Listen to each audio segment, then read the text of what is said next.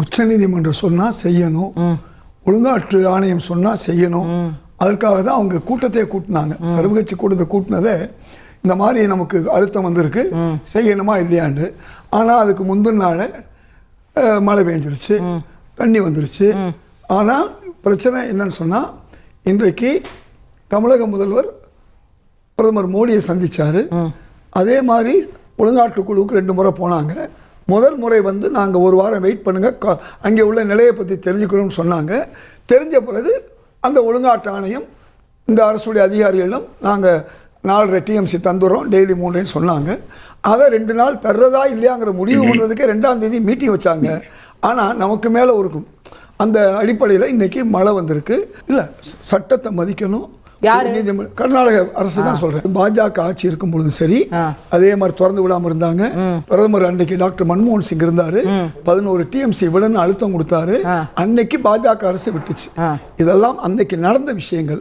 நீங்க பிரதமருக்கு கீழே தான் நீர்வளத்துறை இருக்கு, அவருக்கு கீழே தான் ஒழுங்காற்று ஆணையம் இருக்கு, அப்ப அவருக்கு கீழே தான் வாரியம் இருக்கு, எல்லாமே இருக்கு. அதனால அவர் இந்த மாதிரி கூட செய்யலாம். இந்த மாதிரி பிரச்சனை இருக்குது, எங்கள் ஊர் நர்மதை நீதியில் நாங்கள் 4 மாநிலமும் சேர்ந்து அந்த அணைக்கட்டில் வந்து எங்கள் போலீஸ் யாரும் நிற்பாத்தில் ஒன்றிய அரசு எடுத்து, அதனால் தானாகவே அவர்களுக்கு என்ன கொடுக்கணுமோ கொடுத்துக்கிட்டு இருக்காங்க ஏற்கனவே. அந்த மாதிரி இந்த வாரியத்தை பல்லு இல்லாத வாரியம்லாம் சொன்னாங்க இல்லையா, இந்த நமக்கு ஒழுங்காற்று குழுவோ இந்த ஆணையத்தையோ இன்னைக்கு பிரதமர் மோடி நினைச்சாருன்னா அந்த மாதிரி இது கர்நாடக காவல்துறையிட்டோ கர்நாடக அதிகாரிகிட்ட கொடுக்காம ஒட்டுமொத்தமாக நாம் வந்து ஒன்றிய அரசு கொடுத்தா யாரையும் கேட்க வேண்டிய அவசியம் இல்லை. ஒன்றிய அரசு சொன்னாலும் பிரதமர் சொன்னா கொடுப்பாருன்றீங்க. சிவகுமார் அவர்களுக்கும் திமுகவுக்கும் தேர்தலுக்கு முன்னால ஒரு நல்ல உறவு இருந்துச்சு. அது என்ன உறவுன்னு தெரியாது, உங்களுக்கு தெரியும். தேர்தல் சொல்லும் போதே உங்களுக்கு புரியணும், உங்களுக்கு புரியலைன்னா எனக்கு புரியாது. அந்த உறவு நல்லா புரிஞ்சுக்குவாங்க அவங்க. அதனால அன்னைக்கு இதே டி.கே. சிவகுமார் அவர்கள் நம்முடைய இன்றைய முதல்வரை வந்து விமர்சனம் பண்ணாரு.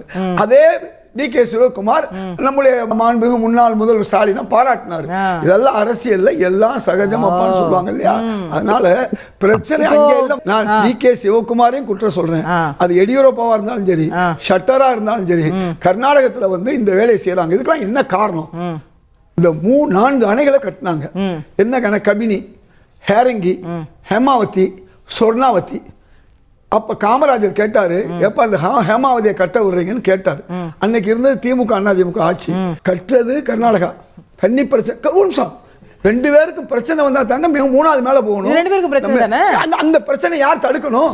4 அணைக்கட்டுகளை கட்டுற வரையும் நாம தடுத்து இருந்தா உச்ச நீதிமன்றத்துக்கோ அல்லது ஒன்றிய அரசு போய் தடுக்கணும்னு சொல்லி இருந்தா என்ன நடந்திருக்கும் இந்த நாள்? அதுக்கு என்ன சொன்னாங்க? காமராஜர் ஹேமாவதின்னு தான் சொன்னாரு. நீங்க பிரம்மச்சாரி ஹேமாவதியை பத்தி பேசுறீங்கன்னு சொன்னாங்க. இதெல்லாம் நடந்த காரியம். அதனால அதே தம்பி சகோதரர் சுமன் அழகா சொன்னாரு. அதாவது ராசி மணல் திட்டம் காமராஜர் காலத்தில் கொண்டு வரப்பட்ட திட்டம். காங்கிரஸ் ஆட்சிக்கு பிறகு 60 ஆண்டுகள் வந்து திமுக அதிமுக இருந்துச்சு. கூட்டணி அரசு அல்ல. இன்னைக்கு எங்களை கேளுங்க, என்னமா பரவாயில்ல கூட்டணி எங்களை வந்து கட்ட சொல்றோம். அதுதான் எங்க வேலை. இப்ப அதாவது காமராஜர் ஆட்சியில கொண்டு வரப்பட்ட அந்த திட்டத்தை இவர்கள் கொண்டு வரணும். ராசி மணல் கொண்டு வந்தா அவங்க கேட்கிற பெங்களூருக்கும் கொடுக்கலாம். ஏன்னா மேகதாதுல இருந்து சரியா 4 கிலோமீட்டர் தான் நம்ம ஏரியாவுல ராசி மணல் இருக்கு. ராசி மணல் வந்தா உள்ளூருக்கு நம்ம குடிநீர் கொடுக்கலாம், தேவைப்பட்ட அவங்களுக்கும் கொடுக்கலாம். ஆனா ஏற்கனவே நம்ம அந்த 5 டிஎம்சி தண்ணீர் அந்த முந்திய நம்ம 177 குறைச்சாங்க இல்லையா, அப்பவே நாம கொடுத்துட்டோம். அதுக்கு முன்னால நீங்க சொன்ன அருமையான கேள்வி கேட்டீங்க. ரேவண்ணா சோமண்ணா இருக்காரு இல்லையா, அவர் சொன்னதை டீடைல் ப்ராஜெக்ட் ரிப்போர்ட்டை நாங்க அக்செப்ட் பண்ண மாட்டோம், திருப்பி அனுப்பணும்னா சொல்லணும். திருத்தி கொடுங்கன்னு சொல்லி ஒன்றிய அரசு சொன்னாலும் இப்ப என்ன காரணம்? அவங்களுடைய பிரச்சனையினால அவங்க கூட்டத்தை கூட்டினாங்க. ஏன் கூட்டாங்க? நாளைக்கு கொடுக்கறதா இல்லையா? ஒழுங்காற்று வாரியம் உங்களுக்கு வந்து இதை இனி நாங்க ஏற்றுக்கொள்ள மாட்டோம்னா சொல்லணும். அது ஒண்ணு. இப்ப நான் கேட்கறது, ஏற்கனவே அவர் முயற்சி எடுத்தாரு, பேச்சுவார்த்தை நடக்கல. அப்ப அவங்க எதுக்காக பேச்சுவார்த்தை இது ஆல் பார்ட்டி மீட்டிங் போட்டாங்க? ஏன் அவங்க போட்டாங்க? இந்த மாதிரி ஒழுங்காற்று வாரியம் நம்மளுக்கு 4.5 டிஎம்சி கொடுக்க சொல்லுது, கொடுக்கறதா இல்லையாங்கிறத பத்தி கேட்கறாங்க. இப்ப நமக்கு இல்லைங்கிற சொல்ற பட்சத்துல நம்ம கூட்டத்தை கூட்டுவோம். அதை விட உங்களுக்கு அங்கே ஏன் கூட்டினாங்கிறதுக்கு நான் காரணம் சொல்லிட்டேன். இங்கே ஏன் கூட்டல, ஏற்கனவே சட்டமன்றத்தில் அனைத்து கட்சியும் வந்து கூட்டி தீர்மானம் போட்டோம். எது 2 விஷயமா தீர்மானம் போட்டிருக்கோம். அந்த தீர்மானம் திருத்த கொடுத்ததை கூட திமுக கொடுத்ததை கூட ஏத்துக்கிட்டோம். ஆனா இங்க 2 கட்சி பெரிய கட்சிகள் எதிர்த்துச்சு. அதிமுகவும் பாமகவும் திமுக கொடுத்தது தப்புன்னு சொல்லுச்சு. நாம இந்த மாதிரி 3 விதமா இருக்கும். அதனாலதான் அவரு பேசுவதற்கு முயற்சி பண்ணாரு. இப்ப நாம சட்ட போராட்டத்துக்கு போயிருக்கோம். சட்டமன்றம் மீண்டும் கூடுது. அந்த சட்டமன்றத்தில் அனைத்து கட்சிகள் இருக்கு, பேசுவோம். அதற்கு பிறகு தேவைப்பட்டால் முதல்வர் விஜய் அவர்கள் அனைத்து கட்சி கூட்டத்தை கூட்டுவார். அதுக்கு என்ன தேவை என்பதுதான் முக்கியம். சட்ட போராட்டம்னு ஒரு பக்கம் போறோம், பிரதமர்கிட்ட போயிருக்காரு. அதே மாதிரி ஒழுங்காற்று ஆணையத்தில் 2 கூட்டம் பேசிட்டாரு. அதன் விளைவு நமக்கு 4 டிஎம்சி இவர் மூலமா 2 மாசத்துல கிடைச்சிருக்கு. சொன்னாங்க, யார் சொன்னது 4 டிஎம்சி கொடுக்கறது சொல்லி?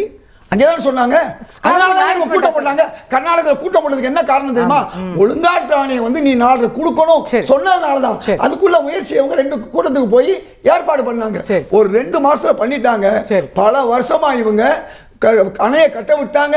1974 ஒப்பந்தத்தை புதுப்பிக்க தவறினாங்க. 50-60 வருஷமா காவிரிக்கு இவ்வளவு மோசமான ஒரு நிலையை ஏற்படுத்தி விவசாயிகளுக்கு மோசமான நிலையை ஏற்படுத்தியது 2 திராவிட கட்சிகளும் தான். ராகுல் காந்தி சொல்லிருக்காரு, நாங்க ஆட்சிக்கு வந்தா விலக்கு தருவோம். நீங்க கூட அதை தெருவா பிரச்சாரம் பண்ணி இப்ப நாங்களும் நம்புறோம். அந்த பச்சை வந்து இப்படி எல்லாம் பேசுன்னு இப்பதான் கண்டுபிடிச்சோம். ராகுல் காந்தி ராகுல் காந்தி மாதிரி வார்த்தை சொல்ல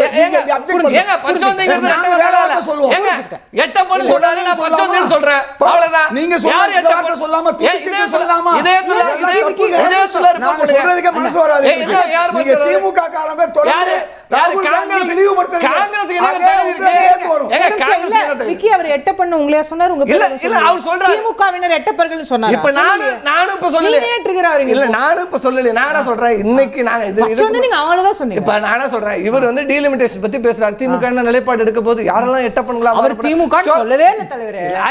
ஆதரித்தால் எட்டப்பன் சார் கோச்சுக்கிறீங்க, நீங்க ஆதரிக்க போறீங்க. இப்ப தமிழ்நாட்டிலே வந்து எங்க முதுகுலே ஏறி எங்க முதுகுலே குத்திவிட்டு எப்படிங்க நானே இதயத்துலாவும் நானும் ஒரு முதுகுல ஏறனா உங்களுக்கு 5% கொடுத்துட்டு இதயத்துலா முஸ்லிம் லீக் சீட் வாங்க திமுக இதயத்துலா நான் கருது பேச சொல்லுங்க. இதயத்துலா முஸ்லிம் லீக் விளைவிச்சு உள்ளாட்சி தேர்தல் நீங்க ஏமாத்துறீங்க. இந்த தேர்தலை நீங்க ஓட்டு போடுங்க. ராகுல் காந்தி பப்புன்னு பேசிட்டு போடுவாரு. ஒரு நிமிஷம் பப்பு தான், அந்த பப்பு தான் தெரியாம சொன்ன உங்க தலைவர் ராகுல் காந்தி தலைவர் தத்தின்னு சொன்னாங்க. பப்பு இம்பார்ட்டன்ட் பப்பு தான் சொன்னாங்க. எதிர்க்கட்சி இந்தியாவின் எதிர்க்கட்சி தலைவரே இருக்க லாயக்கு இல்லாத ஆள் ராகுல் காந்தி. இந்தியாவின் எதிர்க்கட்சி தலைவர் எங்க ஓடி ஒளிஞ்சாரு இல்ல நான் சொல்ல விரும்பல. இப்ப நீங்க சொன்னீங்கன்னா நான் சொல்றேன். பாயிண்ட் பேச நான் சாவடி பண்றேன். நான் சாவடி பண்றேன். இந்த பாரு மேடம் இத நீங்க சாவடி செஞ்சீங்க. விவசாயி சாவடி செஞ்சீங்க. நீங்க ஒண்ணுமே செய்யல. மூட்டைக்கு காசு வாங்குனீங்க நீங்க. வந்த மூட்டை தண்ணி மூட்டையில வந்து மலையில நனைய வச்சீங்க. நீங்க மலையில நனைய வச்சீங்க. குடான் கட்டல கிட்டங்கி கட்டல. எவ்வளவு ஏமாத்தீங்க விவசாயிகளை. அதனால தான் ஓட்டு போடல. பேச முடியும். இருக்கு மயிலாடுதுறை நடக்குது. நான் மயிலாடுதுறை பேசுறேன். திமுக நாள காங்கிரஸ்க்கு எந்த தகுதியில கடைசி வரைக்கும் ஓட்டு இயக்கம். ஒருத்தர் முதுகுலே ஓட இயக்கம். 30% முதுகுலே சவாரி பண்ற இயக்கம்.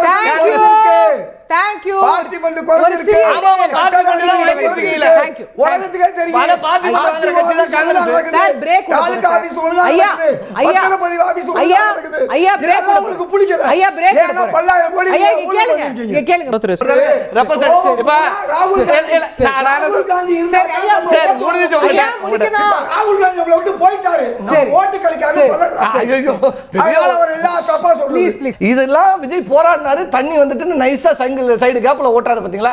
விஜய் பேசினா தண்ணி வந்துச்சுன்னு ஒழுங்காற்று ஆணையம் சொல்லுச்சா இல்லையா? ஒழுங்காற்று டிஎம்சி கொடுக்கணும்னு சொல்லுச்சா இல்லையா? விஜய் கண்ணாடி கொடுக்கணும்னு சொல்லுச்சா இல்லையா?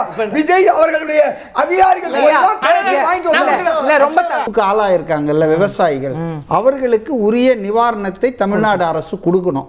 அதை வந்து சட்டசபையில முதல்வர் நிச்சயமா அறிவிக்கணும். அப்ப அவங்களுக்கு அந்த குறுவை சாகுபடிக்கு செலவு பண்ணதை ஒரு நஷ்டஈடு 100% கொடுக்கலன்னா கூட ஒரு 90% யூ ஹேவ் டு கிவ். அதை ஒரு செஞ்சா இந்த பிரச்சனைக்கு ஒரு தீர்வு ஏற்படும் நான் நினைக்கிறேன். ஆட்சிக்கு வந்த ஒரு மாசத்துல 5000 கோடி கொடுத்திருக்காங்க. 5 வருஷமா 12000 கோடி கொடுத்தாங்க. ஆட்சிக்கு வந்த ஒரு மாசத்துல 5000 கோடி கொடுத்தாங்க. நீங்க கொடுத்தது 5 வருஷம் 12000 கோடி. அதனால 5000 கோடி முதல்வர் கொடுத்திருக்காரு. நிச்சயமா விவசாயிகளுக்கு நிவாரணம் கொடுப்பார். தேங்க்யூ. நிகழ்ச்சி நிறைவு செய்தாக